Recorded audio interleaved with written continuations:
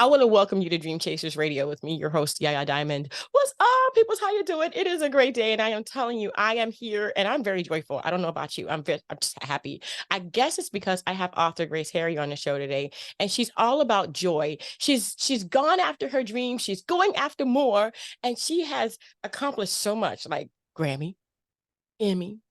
I mean, come on, come on. We can talk about this because I'm curious, I'm very curious. We'll be right back. Don't you go in. You don't want to miss this.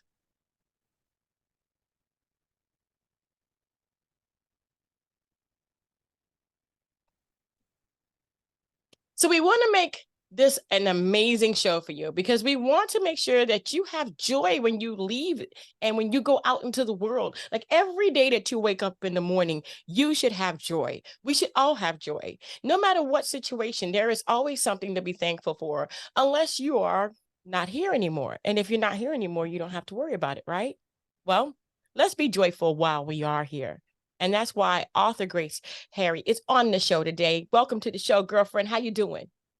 Thank you so much. I'm great, actually. It's my pleasure to be here with you talking about joy. Hey, I like joy. I'm always smiling on the show because it's just a pleasure to have so many amazing people on the show. So tell me about your journey before this all happened, before the big thing happened, like kaboom, kabang. I was like, oh my gosh, no way. Authorship. How did that happen for you? Yeah, I was with my daughter and she was about 4 years old and we were on the bus and we had an experience that really rattled me because before that, I believe that all of us were here to figure out how to grow and impact each other in the most positive way. And then that day I realized, yeah, a lot of us were taught that's not what we're here to do. We're here to kind of just toil through and get to the heaven place so you don't go to the double hockey sticks place. And just make sure that you're in service to the people and you're a good person and keep it moving. And I just looked at my daughter and thought, I don't want to emulate that for her. I don't want my children to feel like, and kids do what you do, not as you say. So that was the beginning. And then I got to this place where I was in a very aspirational looking life and feeling really grateful and really blessed. But because I had done this whole road, not in my truth, but really in trying to success and achieve and code switch and be this person I had to be to achieve something that really is not my heart's truth, I got to a place where I had to unravel it. And when I unraveled it and realized why I wasn't living there, I just want to inspire everyone else to live in a little bit of joy too. Because there's no such thing as outer systemic change if we don't really start to do the inner systemic change. You know what? I love you. I really do. I mean, you just said everything. The show's over. We're done. We are Bye. sisters. I think the same way. It's like, okay, we are not here to toil. We are not here to just go through the motions and then die. I mean, the moment that we are born, we are one step into the grave. It's just always. But I remember that someone told me that dash is your life. Like from this year to the dash. What are you going to do with your dash? What are you going to do with that? Are you going to live that dash as a miserable person? Are you going to live that dash for everyone else except for yourself? Or are you going to go after your dreams and your hopes so that dash will be filled with all the people that want to say something when you're gone?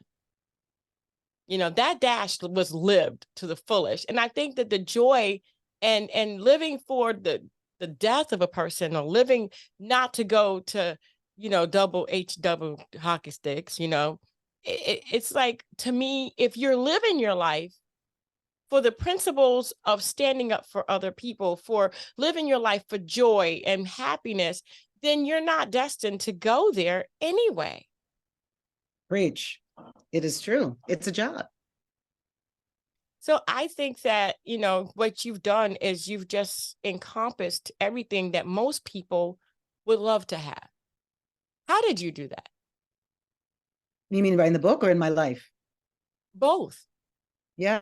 What's interesting about my life is that I was raised by two young people who think very differently. And the hard thing about that was a lot of structure and things that I wanted, I had to kind of create for myself. But the blessing of that experience was it was a clean slate, that I could do whatever if I could figure out how to do it.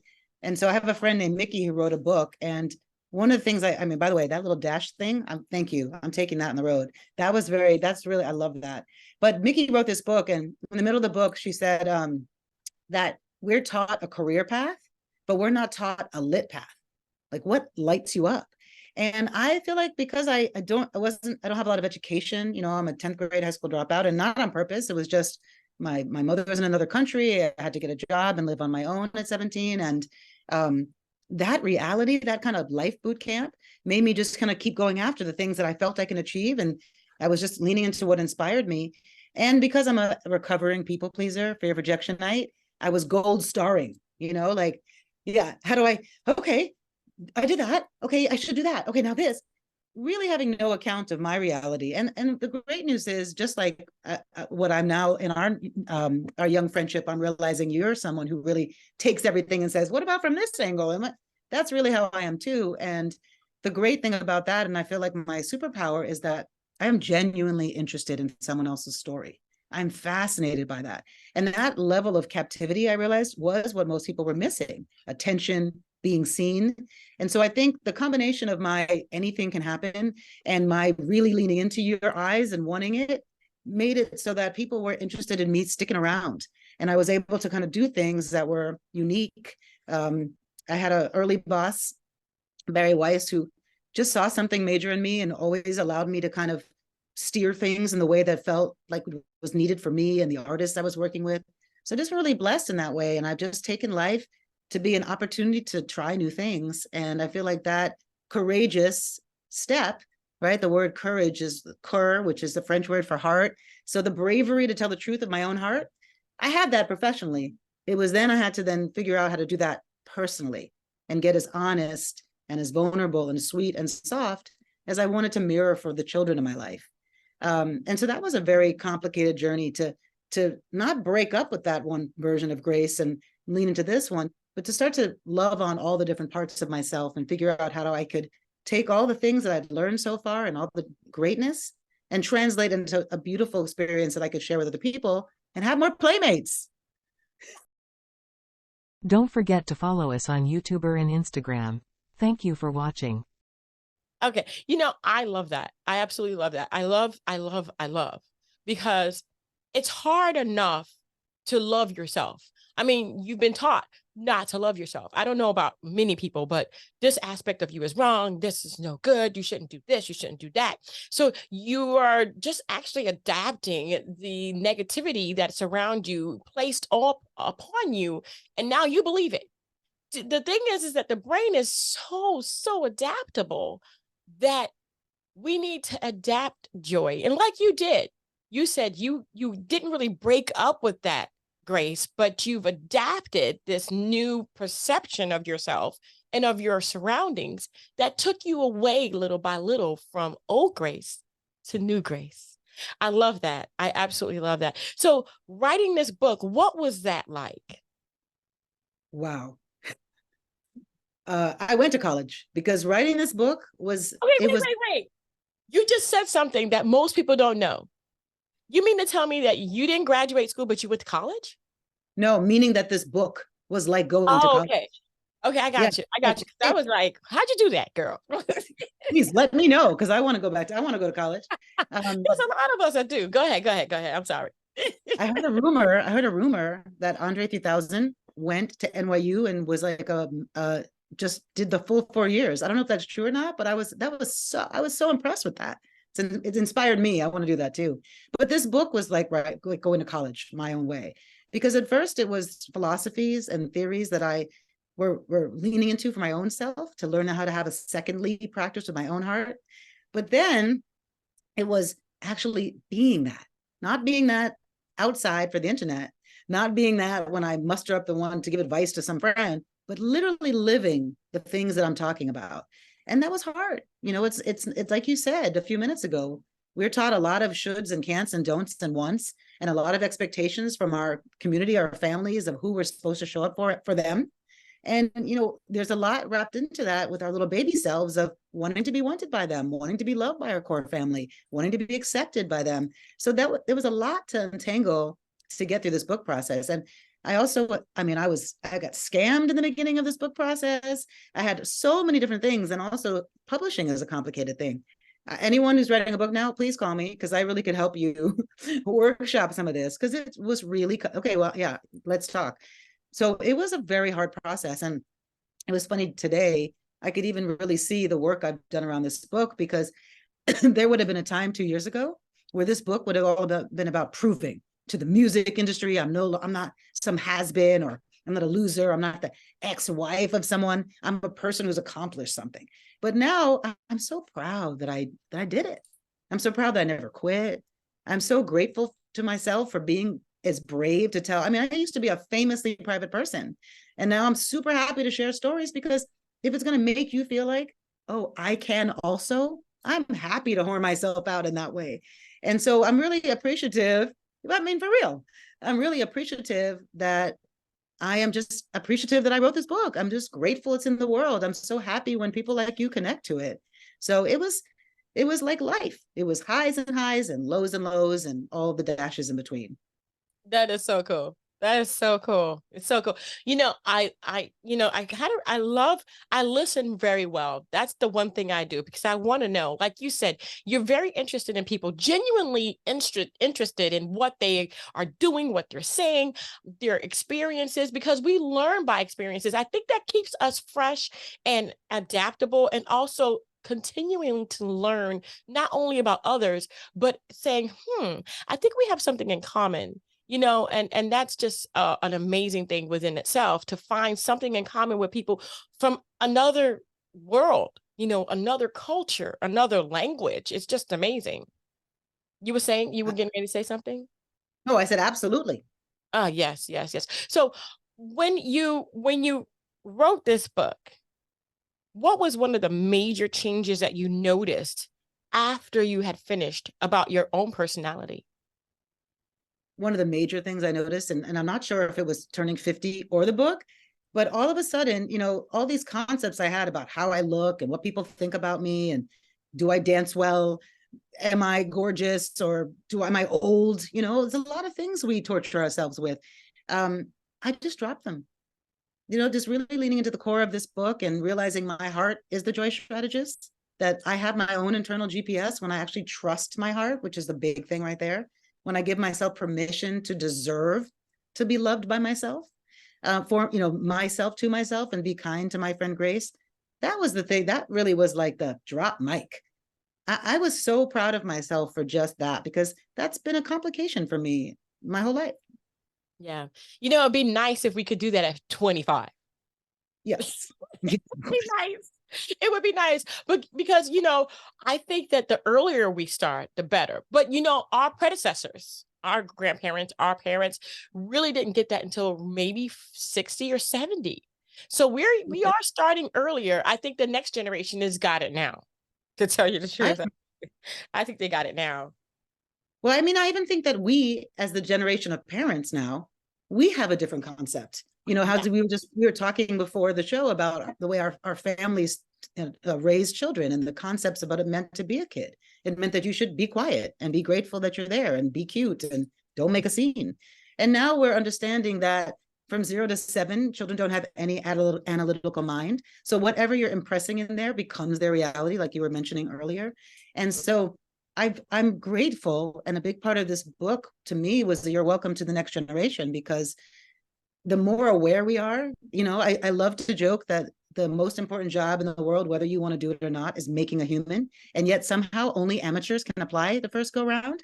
You don't want anyone in your studio who's doesn't have some experience, but you're going to make a human. And so why is that? It has to be at some level for us to rebirth our own reality at time, and lean into someone coming in with new concepts and a new way of living. And I'm proud of our generation that we're seeing that. Even if you're looking out in the celebrity world, it brings me to tears, this concept of everyone's child, take your child to work day. I mean, our current celebrities have really taken that all the way. Kids performing on their stage and having their own podcasts and shows. And, there's part of that some people would say is kind of old pageant mom type thing. But what I see it as is that there's a real appreciation and gratitude for this next life and what it's infused in us, and how can we be here to support their growth And really, we only can do that if we do our own practices around joy. I love it. Oh, yes, yes. And the concept of taking your child to work, especially with the entertainers. So the gold and platinum records behind me are my mother's. They're not Mhm. mine. And so Okay. my mom took me on the road at 4 years old. And I was on the shows. I did the shows with her since I was 5. And so literally speaking, that was my life. And I guess that prepared me for being happy, because I was able to see the happiness of performing, and music opens up both sides of your brain. So the joy was just imminent. It was something that was just going to happen. And I saw her grow, and she had me at 19. So we kind of grew up together, which was great. But I love the fact that you have done this. So tell me about the book and also about the experience, because now I'm all into it. I'm like, you got me on music. Go, just go. Yeah, well, the book is really, I wrote it more of a lyrical essay or a braided essay, because I want us to break up with a concept that someone else knows something that our heart doesn't know, right? There's no intermediary to connect to your level, your version of spirituality or creativity or whatever it is. And so I wanted people to have this book to use as they want. You can get your little starting 5 group together, and you can have a monthly group and open it at that time and discuss it. You can decide to use each tool. There's places inside where you can color and draw and use it as a workbook. You can read it cover to cover. You can open up to a page and decide it's your lesson for the day. But that ease of work and entry into it is really the concept and message of the truth of how it is for us in our own bodies. So that was really that part. And it was really fun to workshop and find these experiences that made me feel excited. And music, as you know, we could talk, you and I, about that all day. Music is my everything. It was my life's teacher, and it's always helped me. I have a playlist that when I'm really acting nuts with myself, I'll sit in the bathtub and I'll play these songs that I'm literally talking to them. One of them is the Erykah Badu Bag Lady. I'm like, Come on. yeah, right. Oh yeah. Why do I have these suitcases and I'm bringing them into this empty space of opportunity? So music is just so important. And I can go on and on about, there were certain times in this world where we went through very complicated times, where there were some leaders who changed music from being the frequency of the heart to other frequencies because of the expansion it provided in us. And so if you can realize that there's all these beautiful tools in the world like music, that with one song or one musical experience or playing an instrument. I had a client who was miserable, an attorney, and we just kept going around and he couldn't figure out what tools. And then finally he let it slip that he was in a band as a kid. He had a band, a little garage band or whatever, basement band. And I said, that's it. He's a drummer, get a band together. I don't care if it's with your kids, but it's keeping that flow and that passion alive for you to be who you need to be, so that you can illuminate joy into the world and inspire the people to also be in their authentic truth of their heart. Oh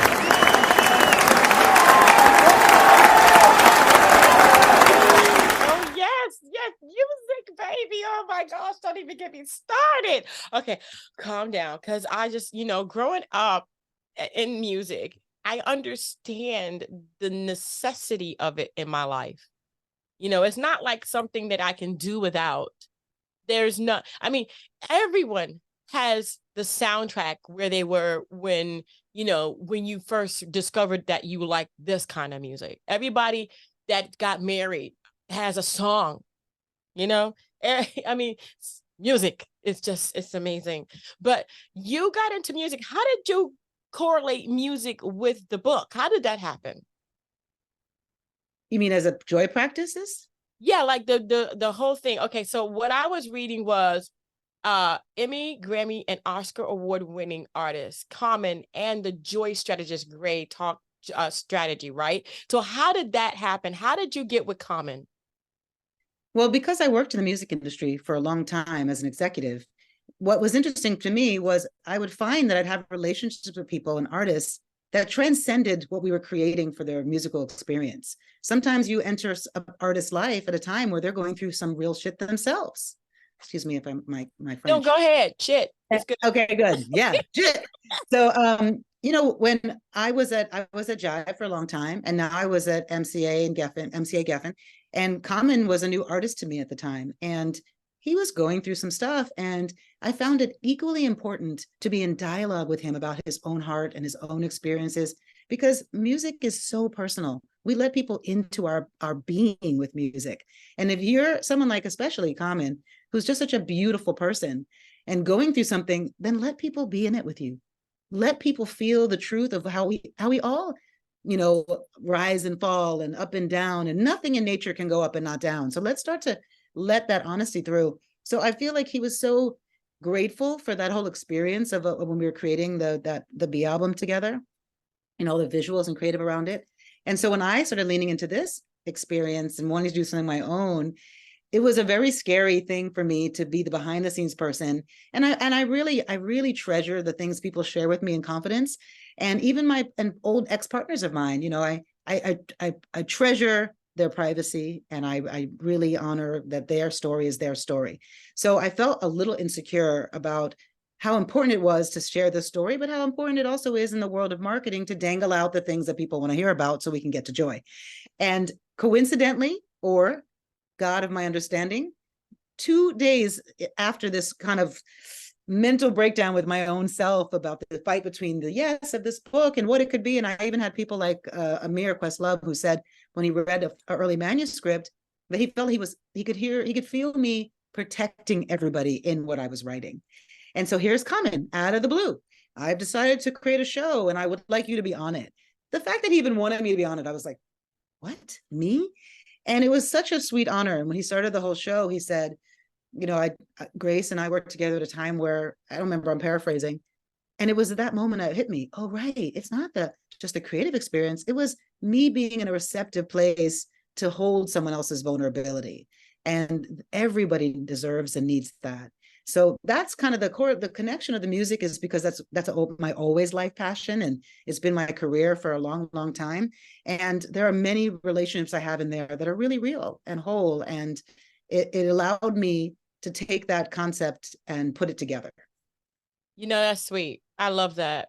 I know I love a lot of stuff that you said, because I do. I absolutely do. This is so relevant, because growing up as the daughter of Evelyn Thomas, growing up as, she's the queen of high energy. She's the first of her kind. It's the first kind of record that came out high energy. It was the first ever high energy song, you know what I mean, that came out in 84. And seeing her rise, also seeing behind the scenes our family life, so contradictory to her public life.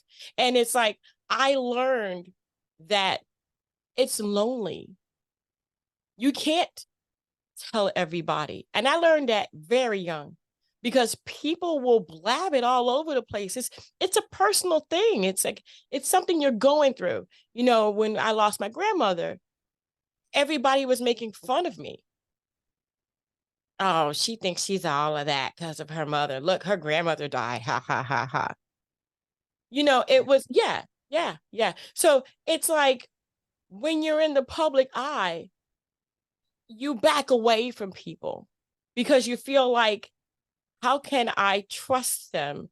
Even with something as normal as losing your grandmother, which is normal,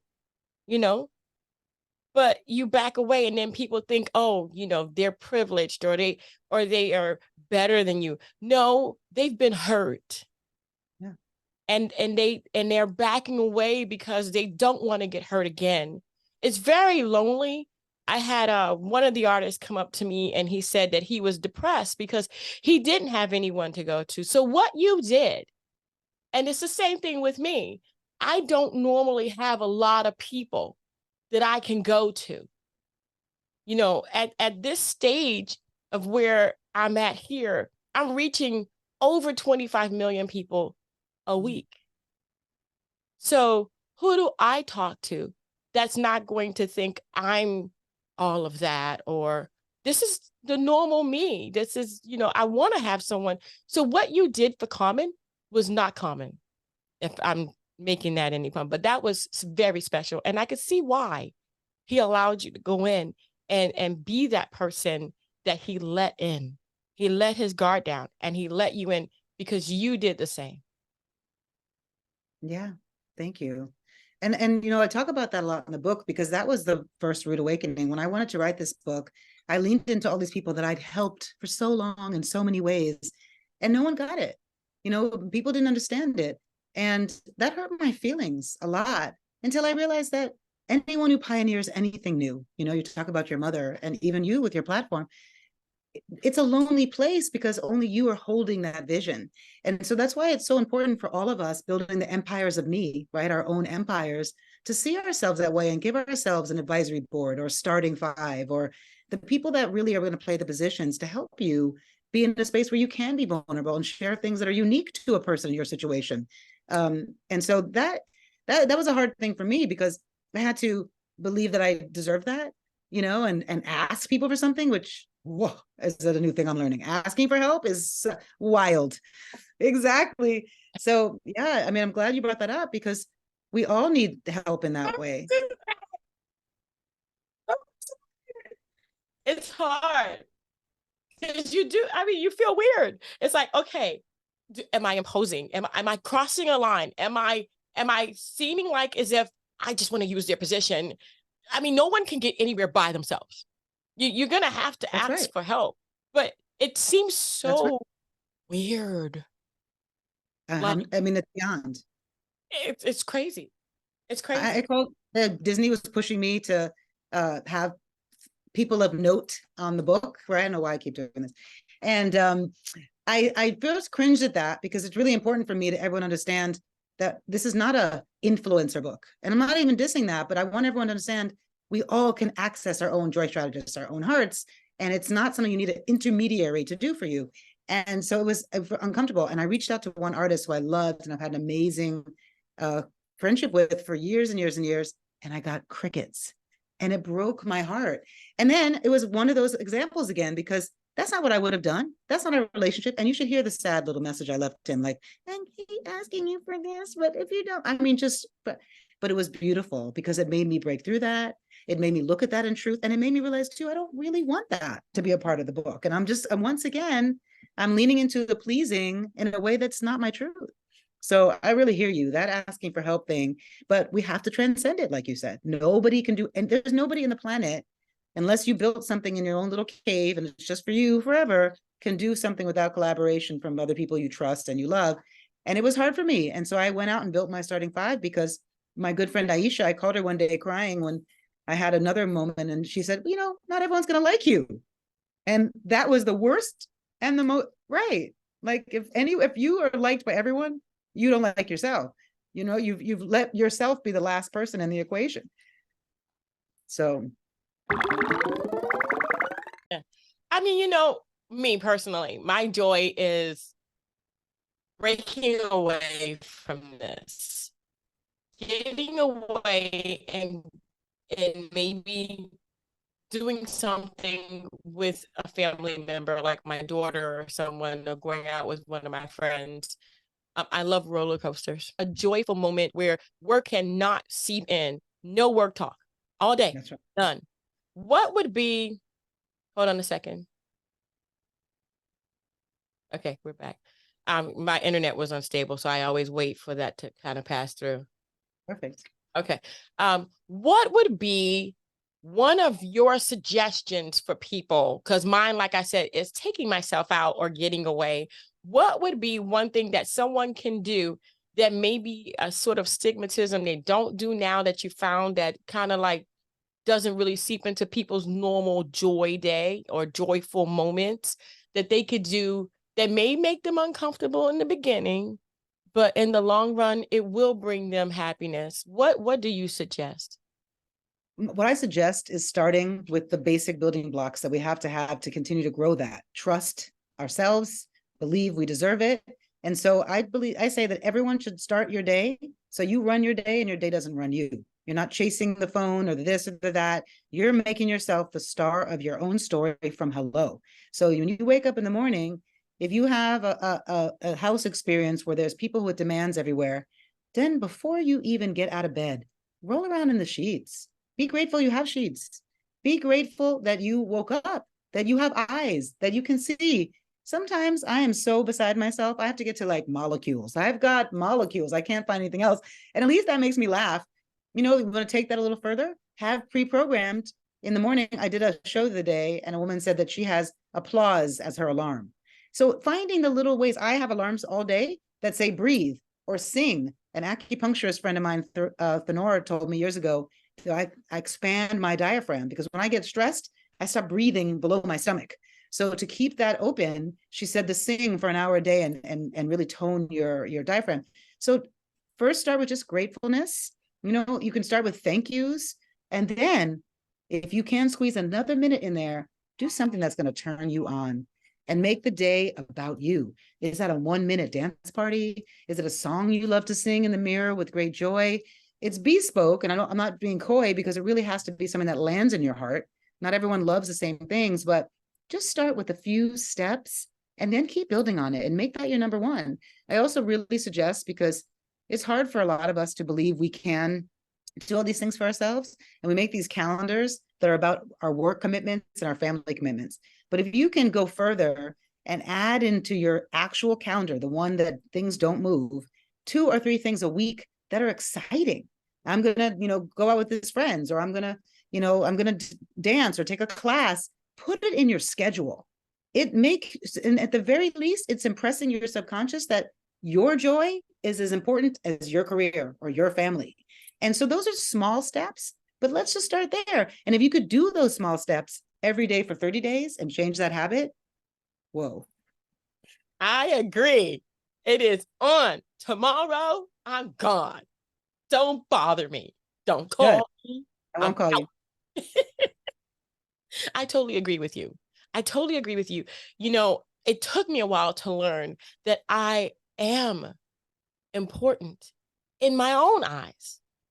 And That's right. if I can't take care of myself, I can't take care of other people. If I'm stressed out about myself and all the things that are going on in my life, then how am I going to be any good for my husband, for my kids, for my mother, for whoever else, my brother, my sister? It doesn't matter. I'm not going to be any good. As a matter of fact, I'm going to make them stressed because I'm stressed. But if I could take that moment to get away, there's just been so many different things, and we could talk all day, but I don't want to keep you too much longer. And if you ever want to help me out, I am telling you, you can. And I will help you out as well. Okay, good. I'm on for this challenge. So that way it's not so funky, because, I don't want to be calling and be like, hey, Grace, that's one of my tricks too, because I'm a recovering people pleaser. If I know that I'm on the hook to ask you something, but I'm already going to do something for you, it lands way easier. So yeah, I hear you. I hope it landed easier, but if anything I could do for you ever, just you always have an open door to come back, and always have an open door to my phone, me, my person, and anything you need. If I can do it, I will do it.